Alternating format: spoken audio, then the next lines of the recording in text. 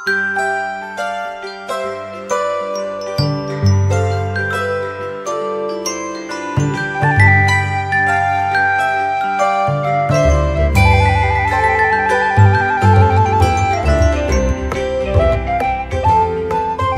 pagi dan salam sejahtera sahabat-sahabat GPIB yang dikasihi Tuhan Yesus.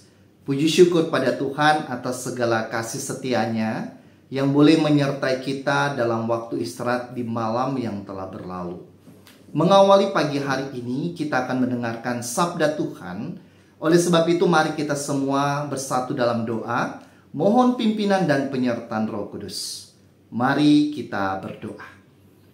Tuhan Yesus Allah Bapa di dalam sorga, mengawali pagi hari ini, kami rindu untuk mendengarkan sabda Tuhan.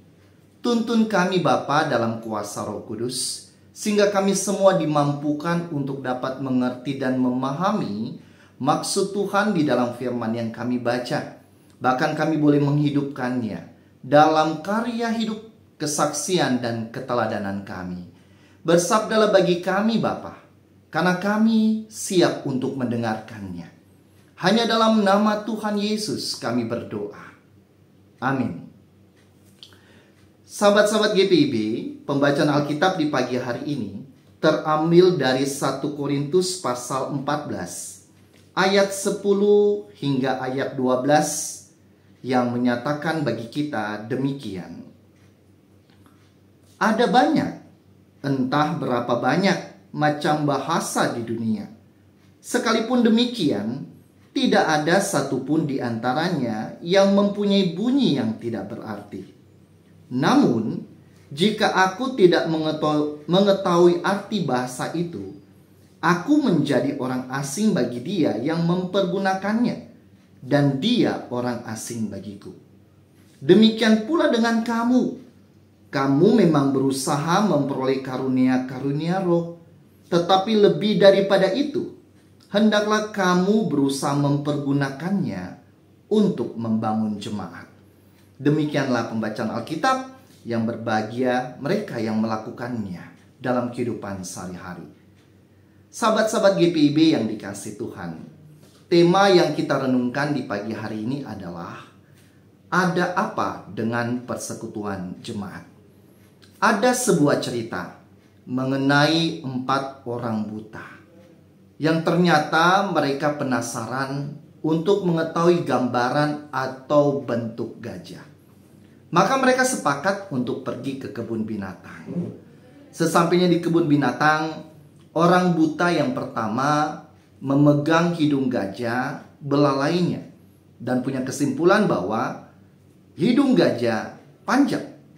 Lalu orang kedua melakukan hal yang berbeda. Dia berusaha untuk memeluk gajah, memeluk tubuhnya, dan dia mengatakan badan gajah sangat besar. Orang buta ketiga memegang yang berbeda. Dia memegang kuping gajah, dan dia katakan kuping gajah agak tipis dan lebar sekali. Orang buta keempat memegang buntut gajah dan punya kesimpulan buntut gajah kecil dan pendek. Sepulangnya mereka dari kebun binatang, mereka berdebat satu dengan lainnya, berselisih tentang satu dengan lainnya mengenai gambaran gajah. Yang satu mengatakan gajah itu hidungnya panjang. Yang satu katakan enggak, gajah itu badannya besar. Yang lain mengatakan bukan seperti itu. Dia katakan kupingnya lebar. Yang terakhir katakan enggak benar kalian semua. Buntut gajah kecil. Bapak Ibu, kita bisa lihat mereka masuk dalam pertengkaran perselisihan, padahal mereka semuanya benar dalam sudut pandang mereka masing-masing. Jika mereka punya kerendahan hati, menyatukan sudut pandang itu, maka mereka akan memperoleh kebenaran yang utuh. Kadangkala kita juga menempatkan diri kita di tengah jemaat yang dikatakan tubuh Kristus seperti itu. Kita saling membenarkan diri dan saling menyalahkan orang lain. Kita katakan aku yang lebih benar, kamu salah. Atau kita katakan aku yang lebih utama daripada kamu. Aku yang patut dihargai, aku yang patut dihormati, kamu tidak. Kita menempatkan diri seakan-akan dalam dua tim yang berbeda dalam satu pertandingan, bukan dalam satu tim yang sama. Di mana kita semua punya goals dan tujuan yang berbeda. Kita hadir seakan-akan untuk menjatuhkan, untuk menyalahkan, untuk mengalahkan satu dengan lainnya. Bukan bekerja sama, saling melengkapi untuk memperoleh kemenangan, bahkan pertumbuhan bersama. Kadang-kala menyikapi berbagai macam perbedaan di tengah jemaat, kita lupa akan status kita sebagai anggota tubuh Kristus yang mempergunakan karunia itu untuk saling membangun di tengah jemaat, bukan saling menghancurkan dalam sebuah perselisihan. Kita lupa bahwa karunia sebagai anugerah Tuhan itu diberikan bagi kita untuk berdampak dan bermakna, bukan hanya untuk diri kita, tapi untuk kesatuan dan pembangunan jemaat. Sama halnya yang terjadi di tengah-tengah jemaat Korintus. Kita mungkin bisa bertanya, apa yang kurang dengan jemaat di Korintus? Mereka termasyhur, bahkan dikenal sebagai sebuah kota, pusat perdagangan, pusat ekonomi, pusat peradaban, pengetahuan, dan kebudayaan pada waktu itu.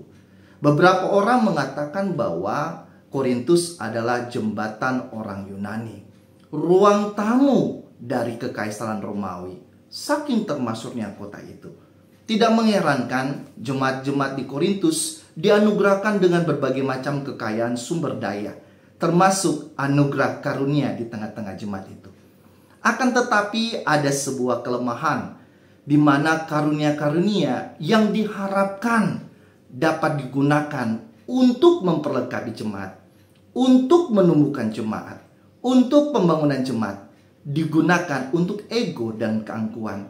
Mereka bertengkar satu dengan lainnya untuk menyebutkan mana karunia yang lebih utama.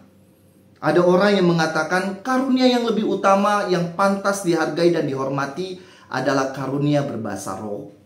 Ada juga yang mengatakan bahwa yang lebih utama dan berharga adalah karunia untuk bernubuat.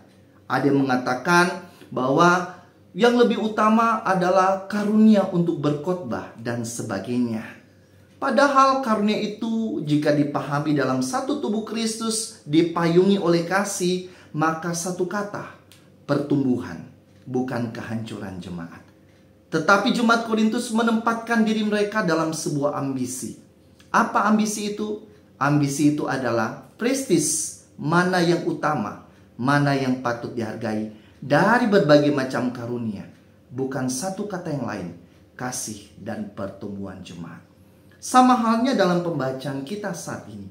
Ada orang-orang atau satu kelompok, satu golongan yang mengatakan bahwa karunia yang lebih utama adalah karunia-karunia roh atau karunia-karunia berbahasa roh.